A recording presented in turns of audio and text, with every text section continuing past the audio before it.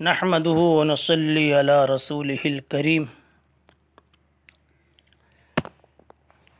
طلبہ عزیز، پیارے بچوں،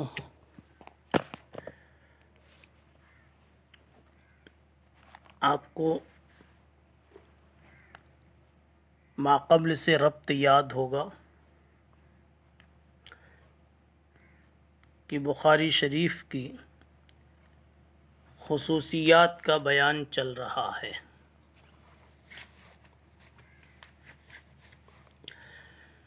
اب تک 8 خصوصیات ذکر کی جا چکی ہیں۔ 8ویں نمبر پر عدم تکرار والی خصوصیت بتلائی گئی تھی۔ خصوصیت نمبر 9، بیان البدء۔ بیان البدء کیا چیز ہے؟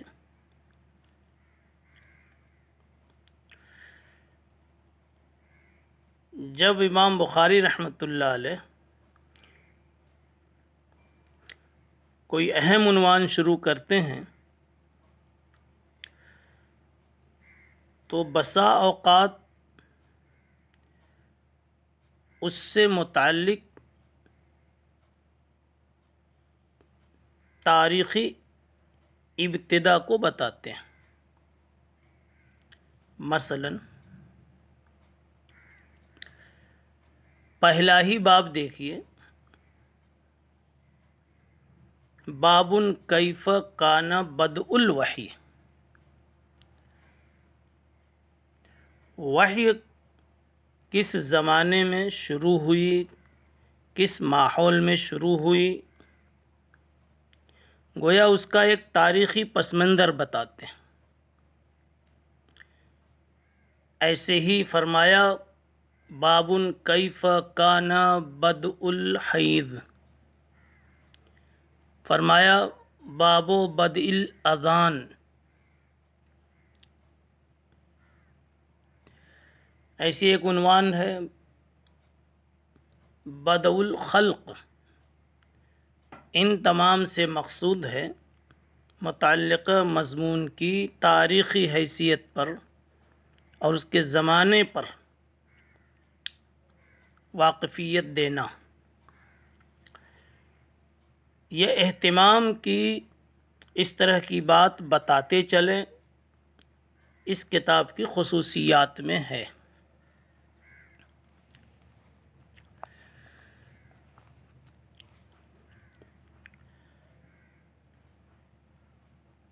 اگلی خصوصیت یعنی خصوصیت نمبر 10،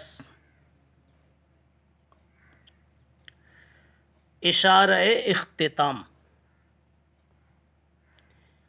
یعنی امام بخاری رحمۃ اللہ علیہ جب کوئی عنوان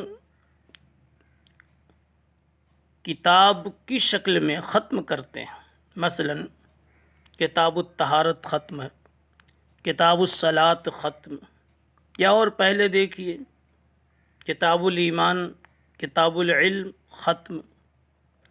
جب اس طرح سے کوئی کتابی عنوان ختم کرتے ہیں تو اخیر میں کوئی ایسا لفظ ضرور ذکر کر دیتے ہیں جس سے ختم کتاب کی طرف پیشگی اشارہ ہو جاتا ہے، چاہے وہ لفظ کسی بھی شکل میں ہو۔ حدیث کا کوئی جزوی لفظ ہو، چاہے ماں بعد کے لوگوں کا کوئی لفظ ہو یا خود حضرت کی کوئی عبارت ہو،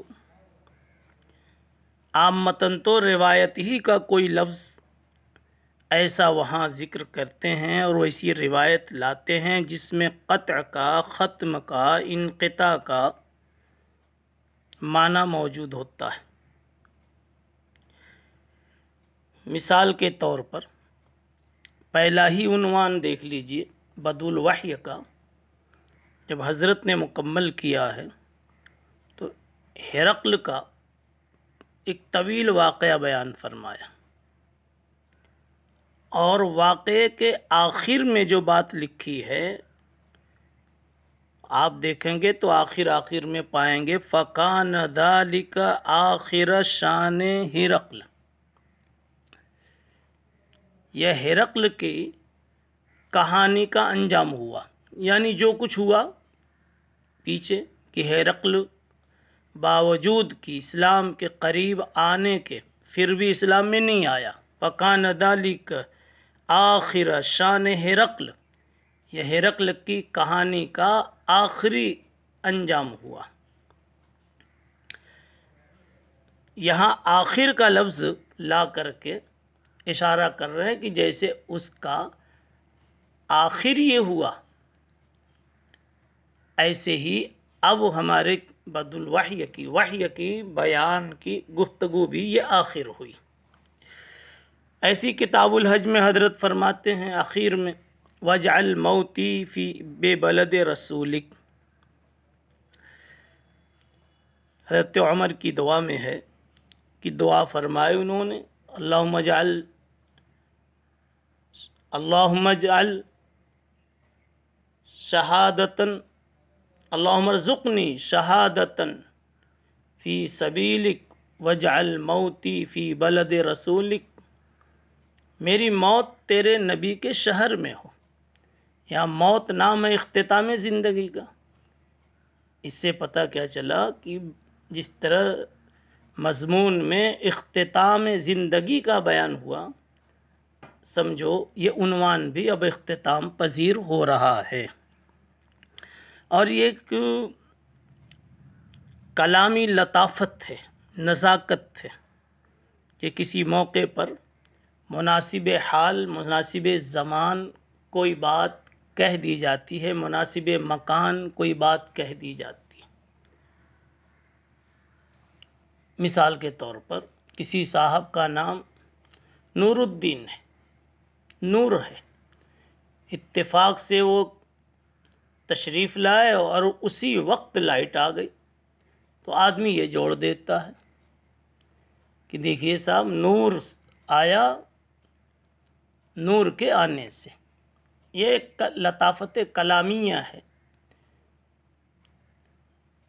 اس قسم کی خوبیاں بھی اس کتاب میں آپ پائیں گے۔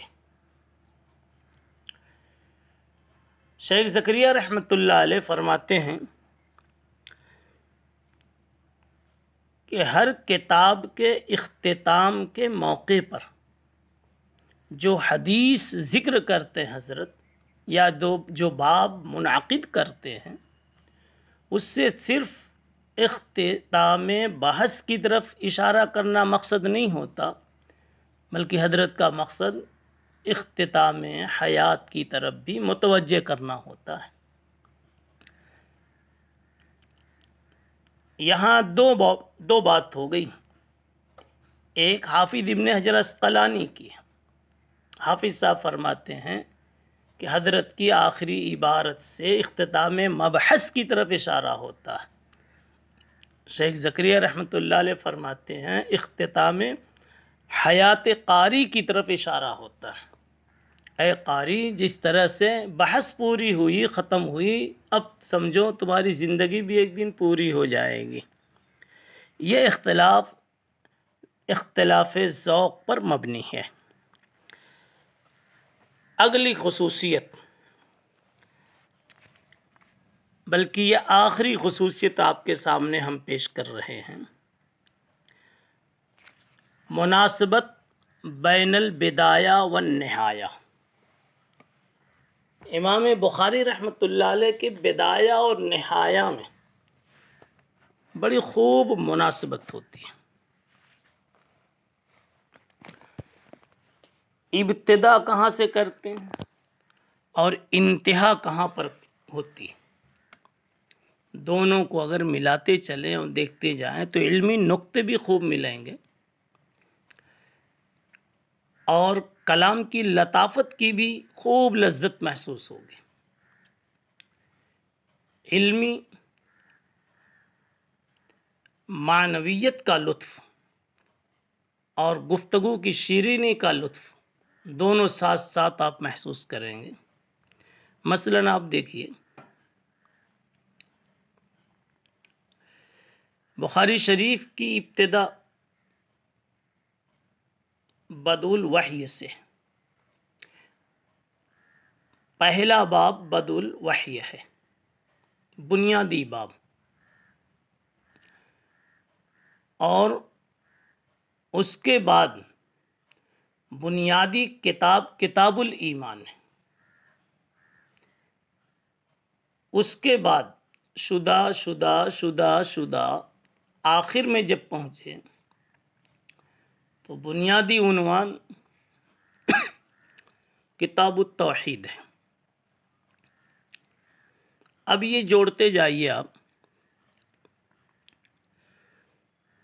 کتاب کو اگر دیکھیں تو پہلا کتابی عنوان کتاب الایمان ہے، اور آخری کتابی عنوان کتاب التوحید ہے۔ ان دونوں عنوانوں میں مناسبت یہ ہے، یعنی اول اور آخر میں، بدائی اور نہائی میں، کہ ایمان کا حاصل، ایمان کا مقصد وہ یہ ہے کہ انسان کو توحید صحیح پر، توحید خالص پر مرنا آ جاوے۔ اب توحید خالص کیا ہے؟ تو اس کے ساتھ میں حضرت نے کتاب التوحید کے ساتھ الرد علی الجہمیہ وغیرہ بھی لکھ دیا کہ توحید خالص کا مفہوم ہے کہ جہمیہ، قدریہ، معتزلہ وغیرہ جو اس دور کے باطل فرقے تھے، ان کی توحید پر انسان نہ مرے، نہ چلے، وہ توحید خالص نہیں ہے، وہ توحید مخلوط ہے، توحید فاسد ہے، توحید غیر معتبر ہے۔ توحید خالص وہ ہوگی جو ان کی توحید سے الگ ہو۔ اب اگر پتہ لگایا جائے کہ توحید خالص کون سی ہے، پتہ چلا جس کا کلمہ پڑھا تھا اور ایمان جس پر قبول کیا تھا، صرف اسی سے اعتقاد کو جو چیز بتلاوے وہ توحید خالص ہے، اور دوسروں کے اشتراک کو جو مشتمل ہو وہ توحید غیر خالص ہے۔ معلوم یہ ہوا کہ ایمان اور توحید میں ایک گہرا ربط ہے جس کو حضرت نے پیش نظر رکھا۔ اب اس سے پہلے ایک چیز اور دیکھیے کہ کتاب الایمان سے پہلے باب بدء وحی کا ذکر کیا، وحی کا بیان پیش کیا۔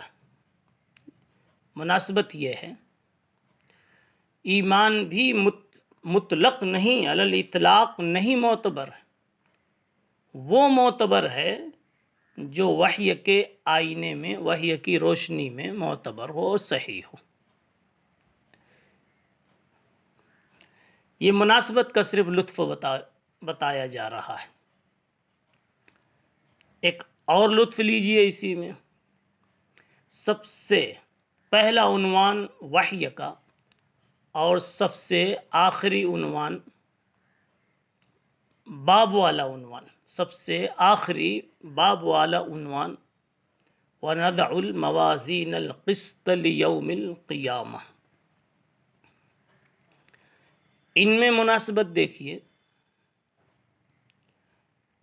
آخری باب میں کہہ رہے ہیں کہ اللہ تعالیٰ قیامت کے دن انسان کے اعمال کو وزن کریں گے، جس کا عمل نیکی کا وزنی ہوگا وہ کامیاب ہوگا، جس کا وزن برائیوں والا زیادہ ہوگا وہ ناکام ہوگا۔ وزن میں عمل، نیکیوں میں عمل کیسے آئے گا؟ جو عمل وحی سے جس قدر قریب ہوگا اتنی زیادہ اس میں وزن ہوگا، اور جو عمل انسان کا وحی سے ہٹا ہوا ہوگا وہ اتنا ہی ہلکا پھلکا ہوگا۔ پتہ چلا باب قول اللہ وَنَضَعُ الْمَوَازِينَ الْقِسْطَ لِيَوْمِ الْقِيَامَةِ وَأَنَّ أَعْمَالَ بَنِي آدَمَ وَقَوْلَهُمْ يُوزَنُ، اس میں جو وزن عمل کی بات ہے اس کا پہلے باب کیف کان بدء الوحی سے ایک خاص ربط ہے۔ ایک اور ربط دیکھیے پہلی حدیث اور آخری حدیث میں۔ پہلی حدیث حدیث نیت ہے جسے حدیث اخلاص کہتے ہیں، اور آخری حدیث حدیث وزن عمل ہے جو آپ کو کلمتان حبیبتان الی الرحمن خفیفتان علی اللسان ثقیلتان فی المیزان سبحان اللہ وبحمدہ سبحان اللہ العظیم کے الفاظ میں یاد ہیں۔ کلمتان حبیبتان میں وزن عمل کو بتایا گیا ہے کہ عمل وزندار ہوگا، کچھ عمل وزندار ہوگا ترازو میں۔ اب پہلے باب میں بتایا گیا انما الاعمال بالنیات، یہاں نیت حدیث نیت ہے، وہاں حدیث وزن عمل ہے۔ یہاں حدیث نیت ہے اور وہاں حدیث وزن عمل ہے۔ مناسبت ظاہر ہے، پہلی حدیث میں اخلاص کو بتایا گیا، اشارہ کیا گیا کہ اگر آپ کا پہلا قدم اخلاص کے ساتھ اٹھتا ہے اور آپ اخلاص کے ساتھ چلتے رہتے ہیں، کسی بھی مخلوق کی کوئی آمیزش اور شرکت گوارا نہیں کرتے اللہ کے مختصات میں، تو یقینی ہے کہ آپ کا وہ عمل انتہائی وزنی ہوگا۔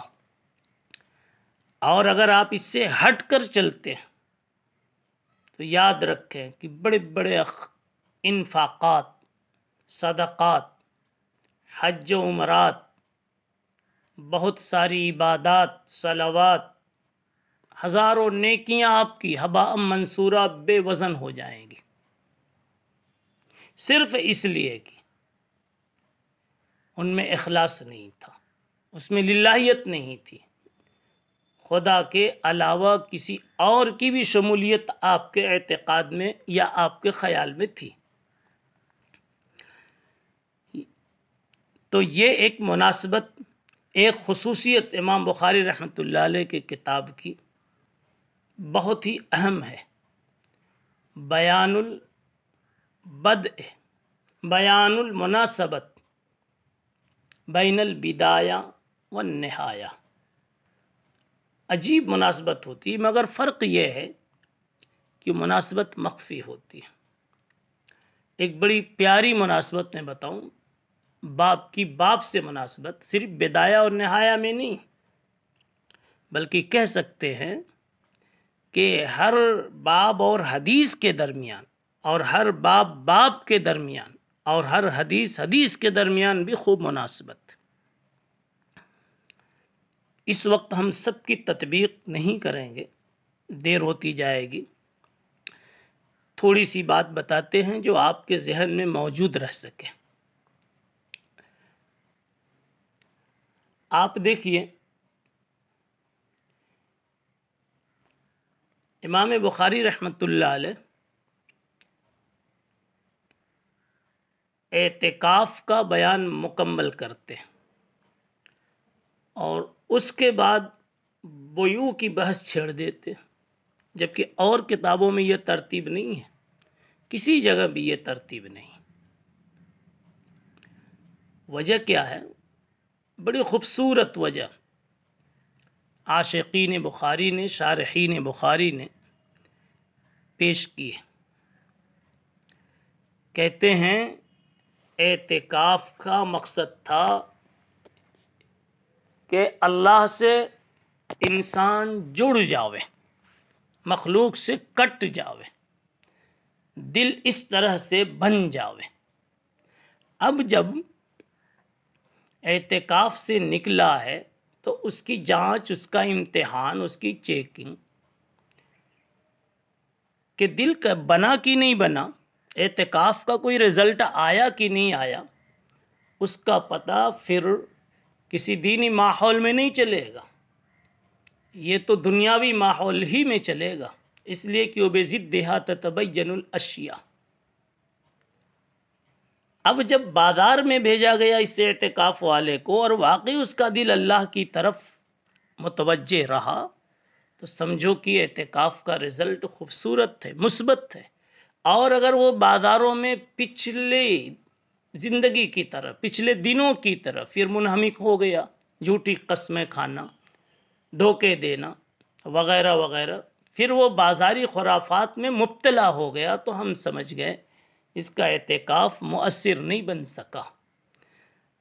اس لیے حضرت نے وہاں پر اعتکاف کے بعد وعیوں کو ذکر کر کے ظاہر کر دیا کہ اس مناسبت سے یہ سمجھیں کہ معتکف کو اعتکاف میں اعمال ظاہرہ کے ساتھ نسبت باطنی اور کیفیت باطنی کی بھی زبردست فکر کرنی چاہیے۔